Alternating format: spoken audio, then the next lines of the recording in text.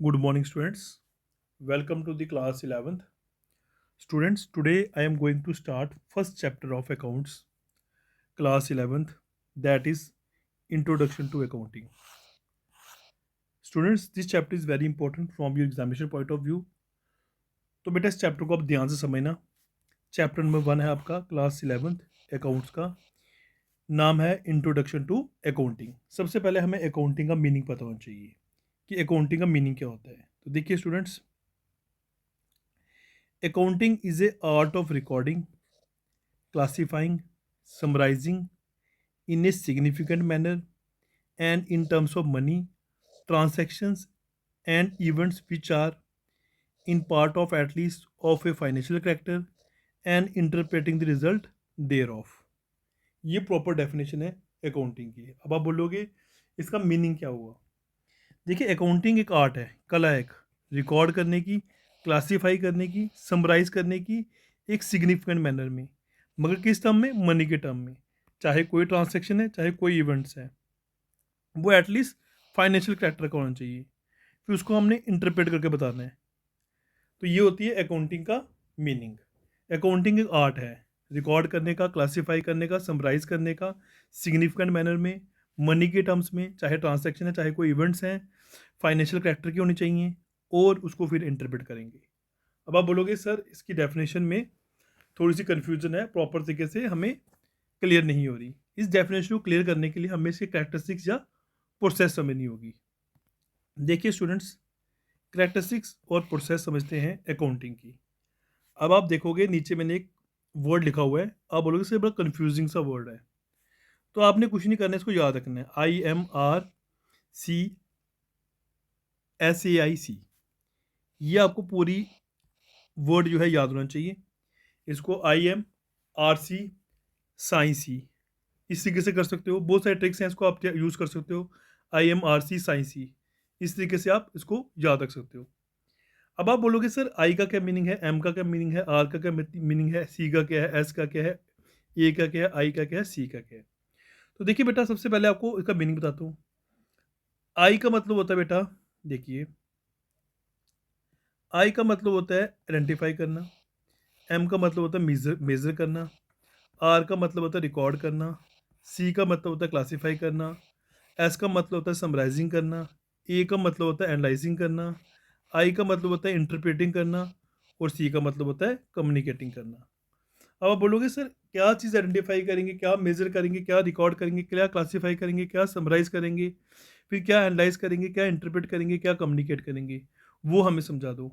Characteristics या process accounting की समझ आ गई तो मीनिंग ऑटोमेटिकली समझ आ जाएगा। अब फर्स्ट स्टेप में जैसे कह रहे हैं आइडेंटिफाई करो। अब आप बोलो क्या चीज़ आइडेंटिफाई करनी है। आइडेंटिफाई करो कि ये ट्रांसैक्शन जो है वो बिजनेस के अकॉर्डिंग ट्रांसैक्शन है कि नहीं है, क्योंकि अकाउंट में हमने वही ट्रांसैक्शन लेनी जो बिजनेस के अकॉर्डिंग है। तो first of all you have to identify कि ये ट्रांसैक्शन ये अकाउंटिंग ट्रांसैक्शन है कि नहीं है, इसको हमने यूज़ करना है अकाउंट्स में कि नहीं करना। जैसे आप बोलते हो सर मैंने फैक्ट्री रेंट पे किया, फैक्ट्री रेंट पेड, और आप कहते हो सर मैंने हाउस रेंट पे किया। तो मैं बोलता हूँ आइडेंटिफाई करो पहले कि कौन सी ट्रांसैक्शन बिजनेस ट्रांसैक्शन है, कौन सी ट्रांसैक्शन बिजनेस ट्रांसैक्शन नहीं है। तो फैक्ट्री ट्रांसैक्शन जो हुई आपको सामने दिख रहा है कि ये पक्का बिजनेस ट्रांसैक्शन होगी, ये इसकी अपनी पर्सनल ट्रांसैक्शन है, ये नहीं लेंगे। तो सबसे पहले अपने आइडेंटिफाई करना है कौन सी ट्रांसैक्शन लेनी है, कौन सी नहीं लेनी है। तो फैक्ट्री रेंट पेड जो हो वो आइडेंटिफाई कर दिया हमने कि ये ट्रांसैक्शन लेनी है। अब अपने रेंट तो पे कर दिया, सेकंड स्टेप में आएगा मेजर। इसको मेजर करो। मेजर किस में करेंगे, in terms of money, money के टर्म्स में, ठीक है।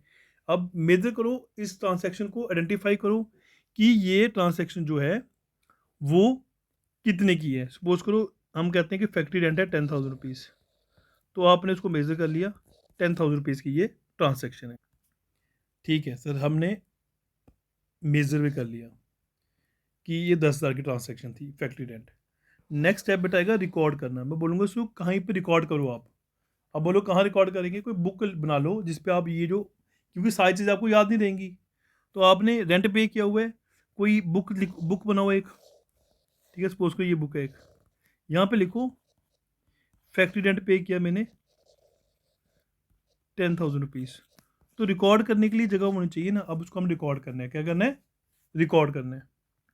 तो रिकॉर्डिंग कहाँ की जाती है? जर्नल में। तो याद रखना, जिस बुक में हम रिकॉर्डिंग करते हैं बेटा, उसको हम जर्नल बोलते हैं। ठीक है, यहाँ तक समझाइए आपको। नेक्स्ट आया बेटा आपका, हम रिकॉर्डिंग कर ली, क्लासीफाई करना। अब बोलो क्लासीफाई क्या हो गया? बेटा आपने बहुत सारी चीज़ें, कोई सेल किया, कोई परचेज़ किया, कोई सेल किया, कोई परचेज़ किया, फिर सेल किया, फिर परचेज़ किया है। मैं कहता हूँ उसको क्लासीफाई करके रख दो। परचेज़ वाले अलग कर दो, सेल्स वाले अलग कर दो। ठीक है, जैसे परचेज़ इनको अलग कर देते हैं। परचेज़ सेल्स वाले हम अलग कर देते हैं। तो ये मतलब क्लासीफाई हो गया। इनको क्लासीफाई कर दो। अब आप बोलोगे सर क्लासीफाई करने के लिए कोई बुक बनानी होती होगी। यस बेटा, उसको हम बोलते हैं लेजर। ठीक है, याद रखना। तो क्लासीफाई करने के लिए हमें बुक बनानी पड़ती है, उसको हम लेजर बोलते हैं, वो हम आगे समझेंगे। अब नेक्स्ट आया बेटा समराइजिंग। मतलब कि एक समरी बनाकर रख दो ना, जैसे आपने ये चीज़ें, 4 चीज़ें परचेज़ की थी।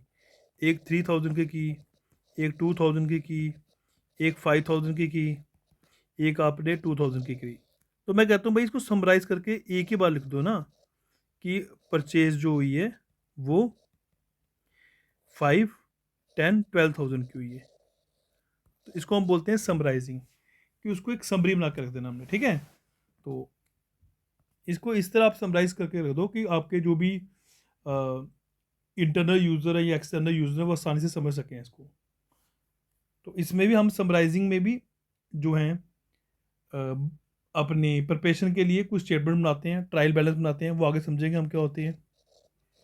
ट्रायल बैलेंस, आपका इनकम स्टेटमेंट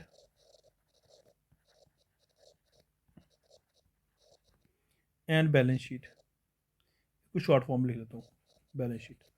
तो समराइज करके रख देना उसको। ठीक है, नेक्स्ट आ गया बेटा एनालाइजिंग। अब एनालाइज करो, मतलब आप बोलोगे एनालाइज कैसे किया जाएगा? जैसे सेल परचेज था, सपोज करो आपने सेल्स जो थी टोटल वो 12,000 की, एग्जांपल करते हैं, और परचेज जो थी आपने वो 7,000 की थी। तो अब एनालाइज करो कि देखो कि फ़ायदा हुआ कि नुकसान हुआ। तो यहाँ देखेंगे प्रॉफिट हुआ, क्योंकि 7,000 की चीज़, सॉरी 7,000 के प्रोडक्ट हमने 12,000 बेचे, तो 5,000 का हमें प्रॉफिट हो गया। वही हो गया एनालाइज करना। एनालाइजिंग में हम प्रॉफिट या लॉस देखते हैं। ठीक है, नेक्स्ट आ गया बेटा इंटरप्रेट करना। अब इंटरप्रेट भी करो। बेसिकली एनालाइजिंग और इंटरप्रेटिंग एक ही स्टेप होता है। कई बुक्स में अलग अलग दिया है, इसको अलग अलग लिख सकते हैं। तो अब आपने इंटरप्रेट करना है, बताना है इसको, या आपने बताना है कि प्रॉफिट हुआ, लॉस हुआ, वो क्यों हुआ, कैसे हुआ, किस वजह से हुआ, वो इंटरप्रेट करना होता है। उसको इंटरप्रेट कर दिया आपने।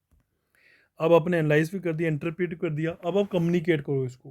कम्युनिकेशन करो जो जो कंपनी के इंटरनल यूज़र हैं, एक्सटर्नल यूज़र हैं, ठीक है, उनके साथ क्या करना है? कम्युनिकेट करना, बताना उनको। इंटरनल यूज़र हो गए, एक्सटर्नल यूज़र हो गए, उनसे कम्युनिकेट करो ये रिज़ल्ट को, जो रिज़ल्ट आपका आया हुआ है, प्रॉफिट आया, लॉस आया। ठीक है, तो ये इसके लिए आपको वो again preparation and distribution of accounting report बनानी पड़ती है। ठीक है, इसमें इनकम स्टेटमेंट होगी, बैलेंस शीट होगी, वो हम आगे पढ़ेंगे इसको। तो आप इसको इंटरप्रेट करने के लिए फ्लो चार्ट्स, रेशोस, डायग्राम्स या फंड फ्लो स्टेटमेंट्स, इस तरीके से हम क्या कर सकते हैं? कम्युनिकेट कर सकते हैं यूज़र्स के साथ। सो आई होप सब बच्चों को आज meaning of accounting, characteristics of accounting या प्रोसेस ऑफ अकाउंटिंग समझाई होगी। याद रखना।